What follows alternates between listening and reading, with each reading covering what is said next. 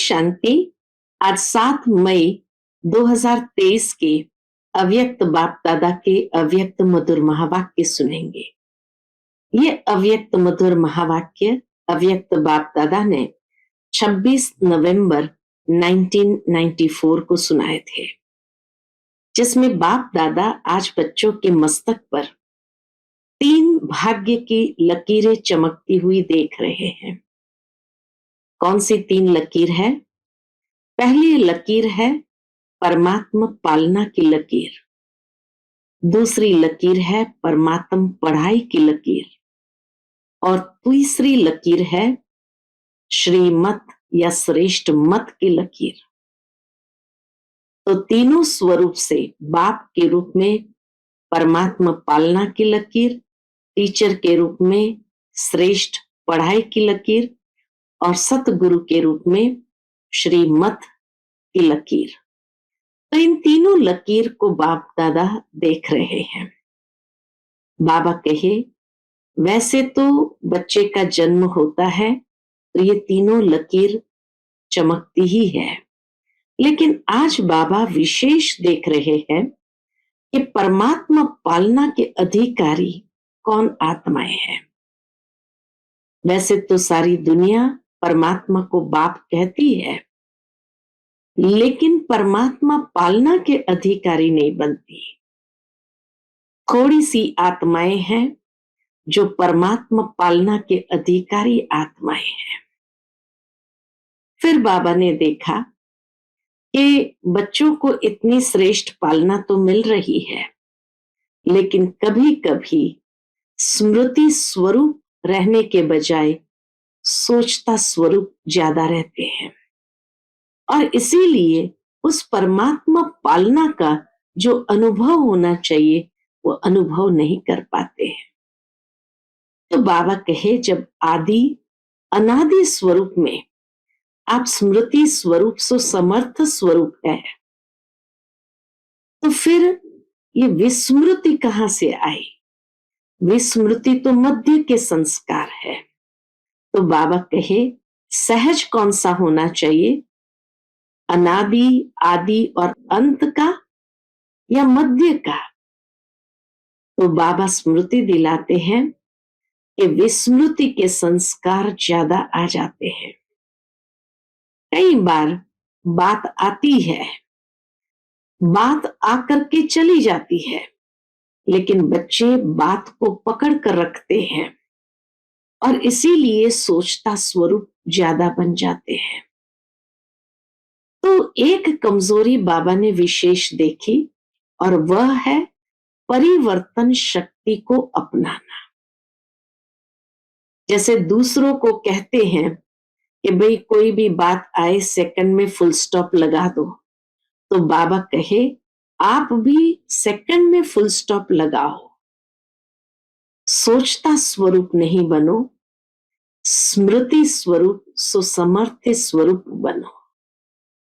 3 बातों का परिवर्तन बाबा चाहते हैं। पहला परिवर्तन स्वरूप का परिवर्तन। बाबा कहे, वास्तव में आत्मा स्वरूप में टिकना है, लेकिन देह अभिमान का फोर्स इतना जोर से आता है जो उस समय आत्म स्वरूप में स्थित नहीं हो पाते हैं। दूसरा है पुराने स्वभाव का परिवर्तन, जो कई बार लोग कह देते हैं, क्या करे, मेरी नेचर ही ऐसी है, मैं चाहता तो नहीं हूं लेकिन ये नेचर मेरी आ जाती है। तो बाबा कहे, एक तो स्वरूप का परिवर्तन, दूसरा पुराने स्वभाव संस्कार का परिवर्तन, और तीसरा सोच का परिवर्तन, संकल्पों का परिवर्तन। और इसीलिए दूसरों को नहीं देखो। बाबा कहे, आप रियल गोल्ड बनो परिवर्तन शक्ति को अपनाते हुए। जैसे कहा जाता, जो परिवर्तन करता है, मोल्ड हो जाता है, वह रियल गोल्ड बनता है, और वह व्यक्ति नेचुरल रूप में निर्माण और निर्मल होता है। वो सभी का प्रिय हो जाता है। सभी ऐसी आत्मा को प्यार करते हैं। तो बाबा कहे दूसरों का इंतजार नहीं करो, जो ओटे सो अर्जुन। ऐसे अर्जुन बनने वाले को बाबा भी बहुत बहुत प्यार करते हैं।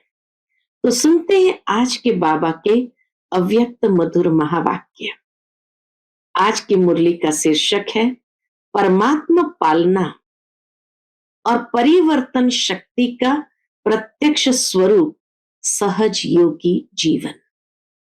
आज बाप दादा हर एक बच्चों के मस्तक पर विशेष श्रेष्ठ भाग्य की 3 लकीरें देख रहे हैं। सर्व बच्चों का भाग्य तो सदा सर्वश्रेष्ठ है ही, लेकिन आज विशेष 3 लकीर चमक रही है। कौन सी 3 लकीर?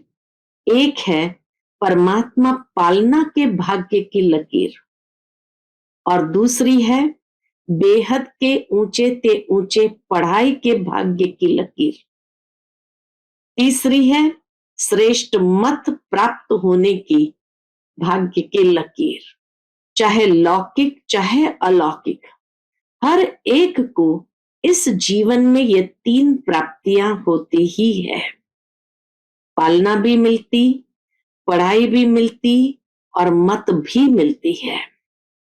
इन तीनों द्वारा ही हर आत्मा अपना वर्तमान और भविष्य बनाने के निमित्त बनते हैं।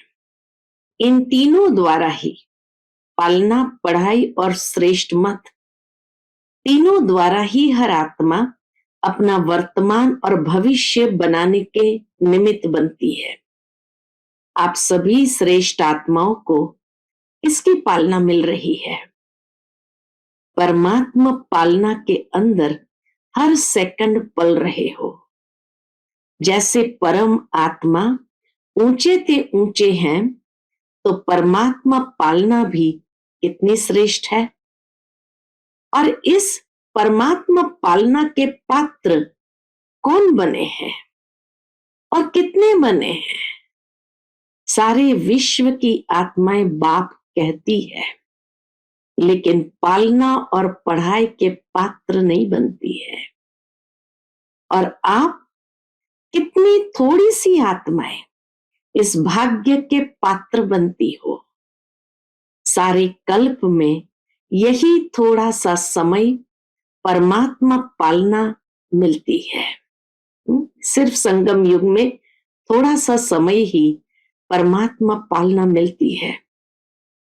दैवी पालना, मानव पालना, ये तो अनेक जन्म मिलती है, लेकिन ये श्रेष्ठ पालना अब नहीं तो कब नहीं, इसी समय प्राप्त होती है। ऐसे श्रेष्ठ भाग्य की श्रेष्ठ लकीर सदा अपने मस्तक में चमकते हुए अनुभव करते हो। कोई भी प्राप्ति सदा करना चाहते हो या कभी कभी करना चाहते हो, तो प्राप्ति का पुरुषार्थ भी सदा चाहिए। अगर प्राप्ति सदा काल चाहते हैं, तो बाबा कहे प्राप्ति का पुरुषार्थ भी तो सदा चाहिए या कभी कभी चाहिए। और सदा तीव्र चाहिए या कभी साधारण कभी तीव्र। प्रैक्टिकल क्या है? चाहना और प्रैक्टिकल में अंतर हो जाता है ना। सोचते तो बहुत हो, लेकिन स्मृति में कम रहते हो। सोचते तो बहुत हो, लेकिन स्मृति में कम रखते हो। सोचना स्वरूप बनना है या स्मृति स्वरूप बनना है? स्मृति स्वरूप बनने वाले हो ना, तो एक बात भी स्मृति में रखो। कौन सी एक बात भी अगर रखे तो दिन बहुत अच्छा चला जाएगा। तो एक बात भी स्मृति में रखो कि अमृत वेले आपको उठाने वाला कौन? बाप का प्यार उठाता है। दिन का आरंभ कितना श्रेष्ठ है, और बाप स्वयं मिलन मनाने के लिए बुलाते हैं, रुरिहान करते हैं, शक्तियां भरते हैं, तो हर दिन का आदि कितना श्रेष्ठ है। बाप की मोहब्बत से उठते हो कि कभी कभी मजबूरी से भी उठते हो। यथार्थ तो मोहब्बत के गीत आपको उठाते हैं। अमृत वेले से बाप कितना स्नेह से बुलाते हैं, उठाते हैं। हाँ? बुलाते भी है, उठाते हैं। मीठे बच्चे, प्यारे बच्चे, आओ। तो जिसका आदि इतना श्रेष्ठ है तो मध्य और अंत क्या होगा? श्रेष्ठ होगा ना। बाप दादा देख रहे थे कि कितना पालना का भाग्य वर्तमान समय बच्चों को प्राप्त है। जितना प्राप्त है उतना फायदा उठाते हो। तो अमृत वेले बाबा की इतनी श्रेष्ठ पालना मिलती तो बाबा के उसका फायदा उठाते हो। स्वप्न में भी संकल्प मात्र नहीं था कि इतने भाग्य के पात्र बनेंगे। सोचने से बाहर था, लेकिन मिला कितना सहज। बाप के प्यार की पालना का प्रैक्टिकल स्वरूप ही है सहज योगी जीवन। बाप के प्यार के पालना का प्रैक्टिकल स्वरूप ही है सहज योगी जीवन। जिससे प्यार होता है उसके लिए मुश्किल परिस्थिति या मुश्किल कोई भी बात देखी सुनी नहीं जाती। तो बाप ने भी मुश्किल को सहज बनाया है ना। सदा सहज है, पूछते हैं बाबा। तो सदा ही पुरुषार्थ की गति तीव्र हो। आज बहुत अच्छा पुरुषार्थ है और कल थोड़ी परसेंटेज कम हो गई तो क्या सदा सहज कहेंगे? सदा मुश्किल कौन बनाता है? बाबा कहे सदा मुश्किल कौन बनाते हैं? स्वयं ही बनाते हो ना। कारण क्या? सोचने की तो आदत है, लेकिन स्मृति स्वरूप के संस्कार कभी इमर्ज रखते हो, कभी मर्ज हो जाते हैं, क्योंकि स्मृति स्वरूप सो समर्थ स्वरूप। सोचना ये समर्थी स्वरूप नहीं है, स्मृति समर्थी है। सोचना समर्थी स्वरूप नहीं है, स्मृति समर्थी है। विस्मृति में क्यों आ जाते हो? कारण बाबा पूछते, विस्मृति में क्यों आ जाते हो? आदत से मजबूर हो जाते हो। अगर मजबूत नहीं तो मजबूर हो जाएंगे। जहां मजबूत है वहां मजबूरी नहीं है। जब ओरिजिनल आदत विस्मृति की नहीं है, आदि से, आदि अनादि अंत में कौन सा स्वरूप है? आदि में स्मृति स्वरूप प्रालब्ध प्राप्त करने वाली देवात्माएं हो। स्मृति स्वरूप भी प्रालब्ध के रूप में प्राप्त है। योग लगाने का पुरुषार्थ नहीं करते। सतयुग में योग लगाने का पुरुषार्थ नहीं करते, लेकिन स्मृति स्वरूप की प्रालब्ध प्राप्त करते हो।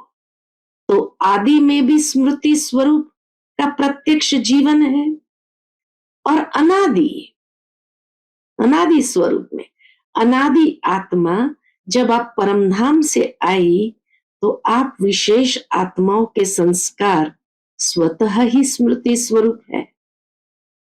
और अंत में संगम पर भी स्मृति स्वरूप बनते हो ना।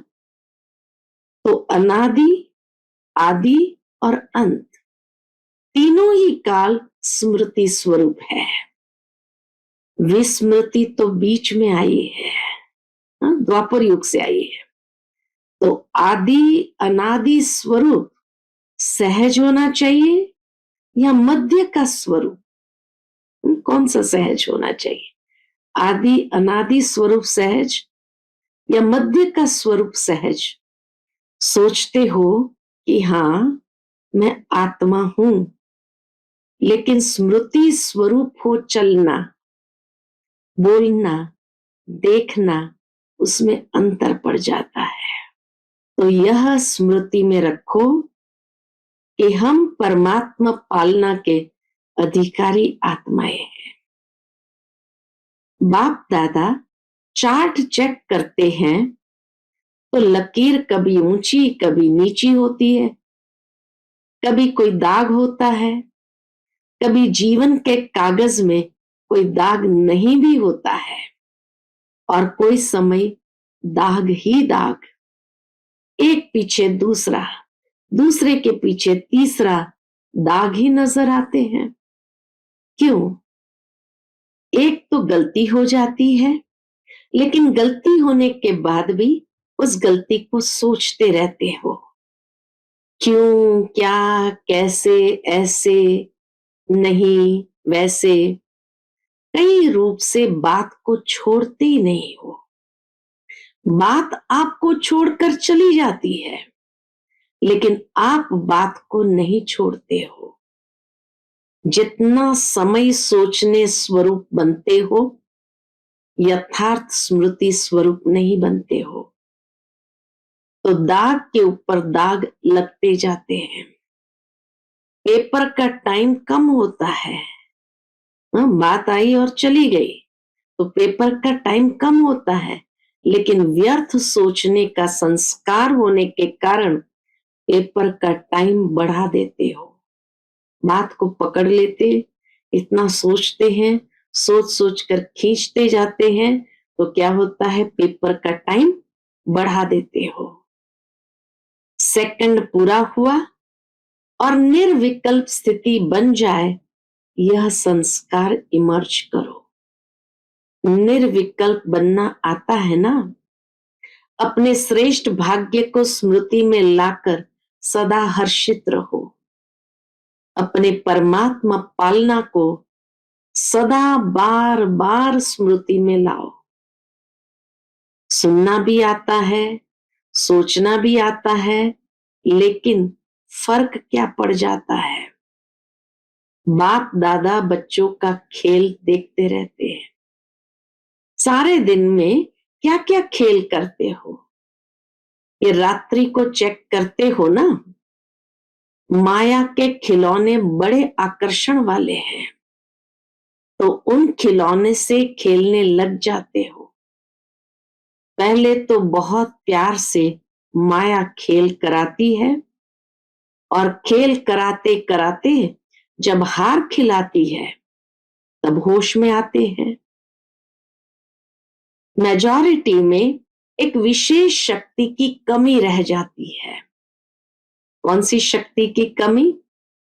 कभी बहुत अच्छे चलते हो, कभी चलते हो, कभी उड़ते हो, आगे बढ़ते हो, लेकिन फिर नीचे क्यों आ जाते हो? इसका विशेष कारण क्या है? परिवर्तन शक्ति की कमजोरी है। कौन सी शक्ति की कमजोरी? परिवर्तन शक्ति की कमजोरी है। समझते भी हो कि यह यथार्थ नहीं है, लेकिन परिवर्तित होने की कमी हो जाती है। ब्राह्मण जीवन में परिवर्तन में आ गए, अब कोई कहेंगे कि मैं ब्राह्मण नहीं हूं? सभी अपने को बीके लिखते हो ना? हम ब्राह्मण है, ये समझते हो ना? ब्राह्मण जीवन में जो परीक्षाएं आती है, उसमें परिवर्तन करने की शक्ति आवश्यक होती है। जब व्यर्थ संकल्प चलते हैं, तो समझते भी हो कि ये व्यर्थ है, लेकिन व्यर्थ संकल्पों का बहाव इतना तेज होता है, जो अपने तरफ खींचता जाता है। जैसे नदी का व सागर का बहुत फोर्स होता है, तो कितना भी अपने को रोकने की कोशिश करते हैं, लेकिन फिर भी बहते जाते हैं। समझते भी हो, सोचते भी हो कि ये ठीक नहीं है, इससे नुकसान है, फिर भी बहाव में बह जाते हो। इसका कारण क्या? परिवर्तन शक्ति की कमी।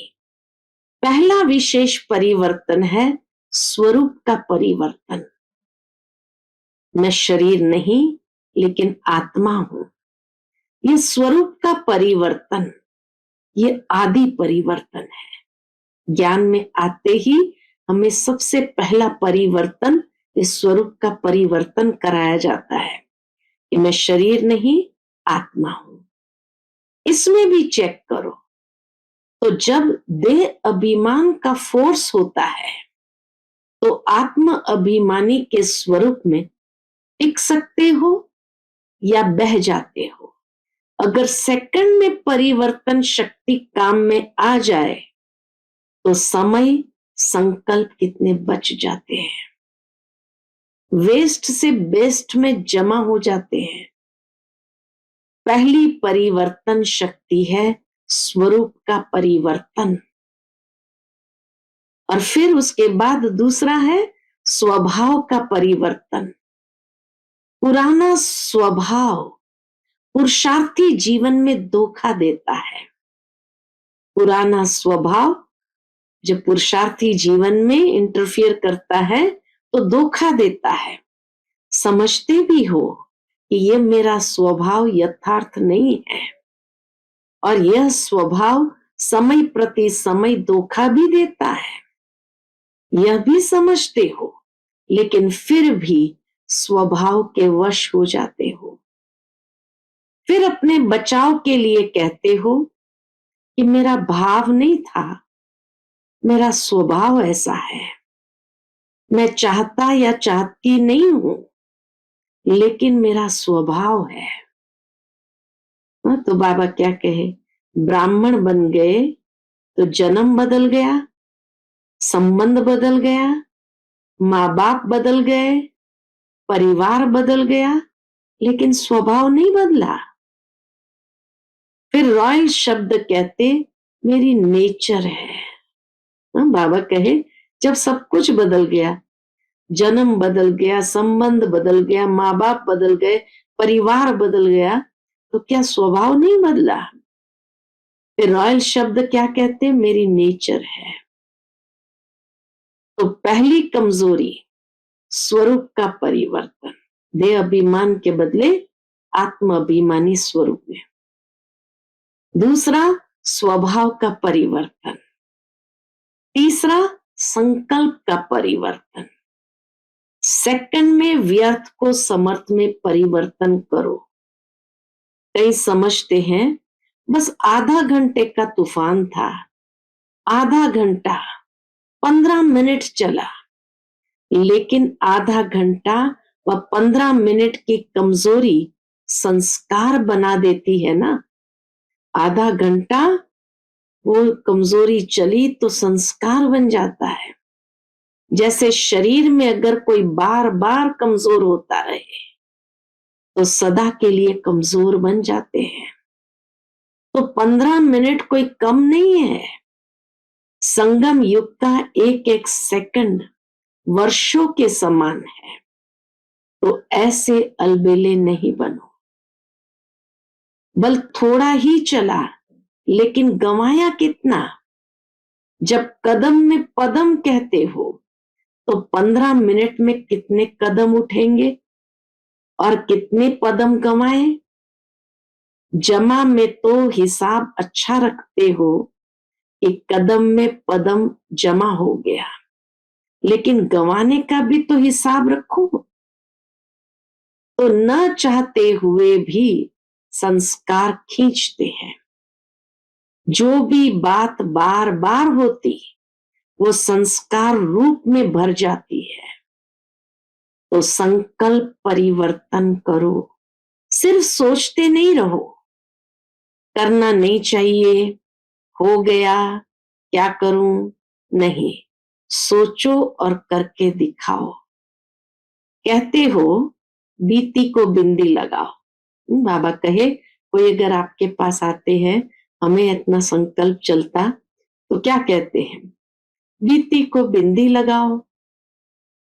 एक दो को ज्ञान देते हो ना, कोई आकर बात करेंगे तो कहेंगे ठीक है बिंदी लगा दो, लेकिन स्वयं बिंदी लगाते हो? बिंदी लगाने लिए कौन सी शक्ति चाहिए? परिवर्तन शक्ति। संकल्पों के परिवर्तन करने की शक्ति चाहिए। परिवर्तन शक्ति वाला सदा ही निर्मल और निर्माण रहता है। उसका स्वभाव कैसा होगा? निर्मल और निर्माण रहता है। जैसे पहले भी बाप दादा ने सुनाया है कि मोल्ड होने वाला ही रियल गोल्ड है। रियल गोल्ड की निशानी है वो मोल्ड हो जाएगा। तो चेक करो कि परिवर्तन शक्ति समय पर काम आती है या समय बीत जाने के बाद सोचते ही रहते हो। तो परिवर्तन शक्ति को बढ़ाना है। जिसमें परिवर्तन शक्ति है वो सबका प्यारा बनता है। निर्मल और निर्माण होता है तो वो सबका प्यारा बनता है। विचारों में भी सहज रहेगा, यानी उसमें सरलता का गुण होगा, सहजता का गुण होगा। तो विचारों में भी सहज रहेगा। आगे बढ़ते सेवा में रहते हो ना, सेवा में भी विघ्न रूप क्या होता है? मेरा विचार, मेरा प्लान, मेरी सेवा इतनी अच्छी होते हुए भी मेरा क्यों नहीं माना गया? तो उसको रियल गोल्ड कहेंगे। मेरापन आ गया, मेरापन आना अर्थात एलॉय मिक्स होना। मेरापन आ गया, मेरापन आना अर्थात एलॉय मिक्स होना। जब रियल गोल्ड में एलॉय मिक्स हो जाता है तो रियल रहता है, उसका मूल्य रहता है। कितना फर्क पड़ जाता है। तो समय और वायुमंडल को परख कर अपने को परिवर्तन करना इसकी आवश्यकता है। मोटी मोटी बातों में परिवर्तन करना तो सहज है, लेकिन हर परिस्थिति में, हर संबंध संपर्क में समय और वायुमंडल को समझ स्वयं को परिवर्तन करना, यही नंबर 1 बनना है। ये नहीं सोचो कि फलाना भी समझे ना, ये भी तो परिवर्तन करे ना, सिर्फ मैं ही परिवर्तन करूं क्या? बाबा कहे जो ओटे सो अर्जुन। इसमें अगर आपने अपने को परिवर्तन किया तो ये परिवर्तन ही विजयी बनने की निशानी है। समझा? अच्छा, चारों ओर के सर्व सदा स्मृति स्वरूप आत्माओं को सदा सेकंड में परिवर्तन शक्ति द्वारा स्व परिवर्तन करने वाली श्रेष्ठ आत्माओं को, सदा सहज योगी अनुभव करने वाले अनुभवी आत्माओं को, सदा बाप के समीप और समान बनने के उमंग उत्साह में रहने वाली सर्व आत्माओं को बाप दादा का याद प्यार और नमस्ते। हम सब रूहानी बच्चों की रूहानी माता पिता बाप दादा को याद प्यार, गुड मॉर्निंग और नमस्ते नमस्ते। शुक्रिया बाबा, शुक्रिया। फिर बाप दादा की मुलाकात टीचर से है, तो बाबा टीचर से कहे सभी टीचर्स तो सदा ही ज्ञान स्वरूप स्मृति स्वरूप है ही, क्योंकि जैसे बाप शिक्षक बनकर आते हैं तो बाप समान निमित्त शिक्षक हो। बाप जैसे नहीं हो लेकिन निमित्त शिक्षक हो।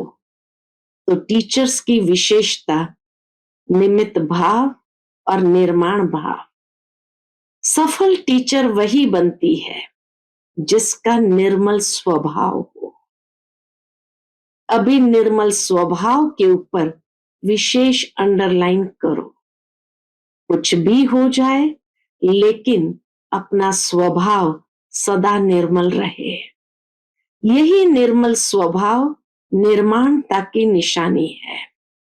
तो अंडरलाइन करो निर्मल स्वभाव। बिल्कुल शीतल, शीतलता का गायन शीतला देवी है। तो निर्मल स्वभाव अर्थात शीतल स्वभाव। बात जोश दिलाने की हो लेकिन आप निर्मल हो तब कहेंगे सफल टीचर।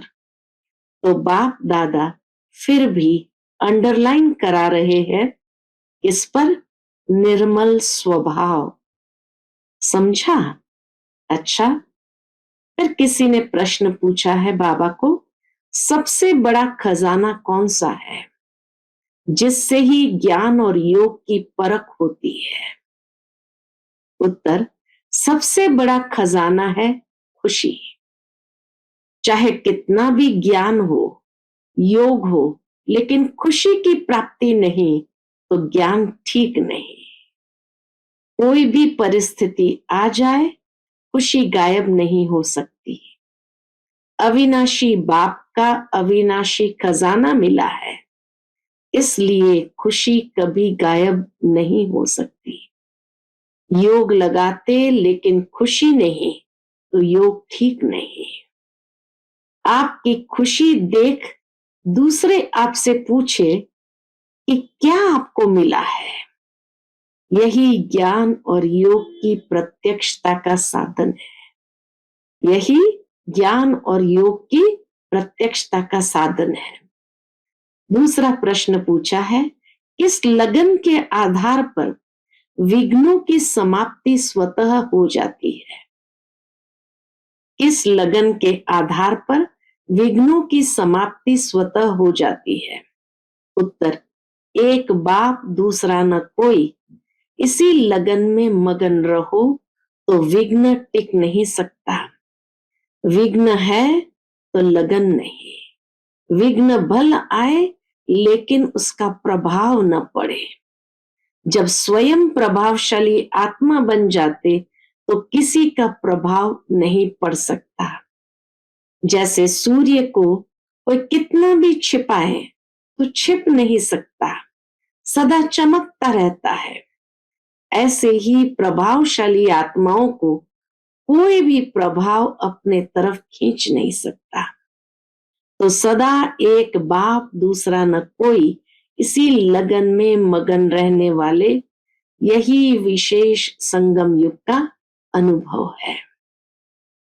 आज का बाप दादा का मधुर वरदान हम बच्चों के प्रति है, स्नेह की लिफ्ट द्वारा उड़ती कला का अनुभव करने वाले अविनाशी स्नेही भव।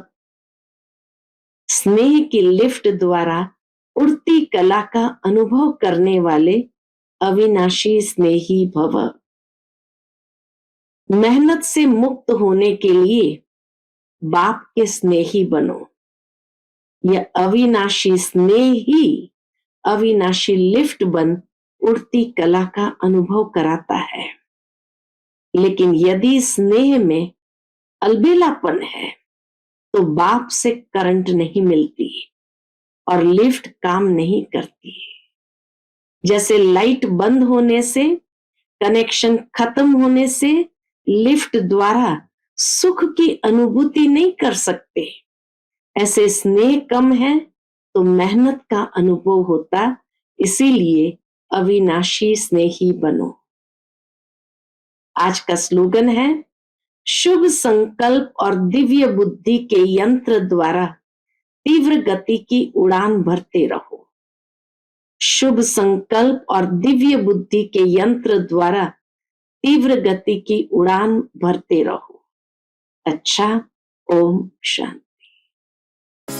Click here to like, subscribe and press the bell icon to stay updated with our latest videos.